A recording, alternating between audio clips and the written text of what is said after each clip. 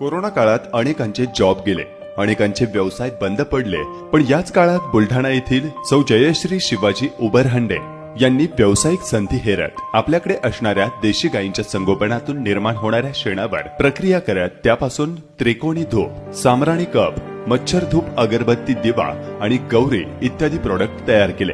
सर्वप्रथम सकाळी गोठ्यातून शेण गोळा करून ते स्वच्छ केले जाते।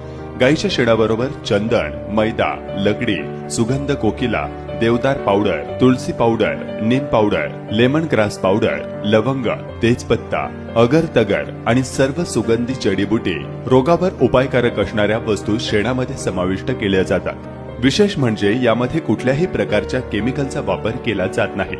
तयार केलेले गोलाकार गोळे साच्यामध्ये टाकून आकर्षक प्रॉडक्ट तयार करून ते सूर्यप्रकाशामध्ये 2 दिवस वाळवले जातात। उत्तम पॅकेजिंग, कौशल्यपूर्ण कर्मचारी वर्ग, योग्य विक्री व्यवस्थापन आणि प्रोडक्ट मधील असणाऱ्या आरोग्यदायी सेंद्रिय गुणधर्मामुळे बाजारपेठेत आज याला चांगलीच मागणी आहे।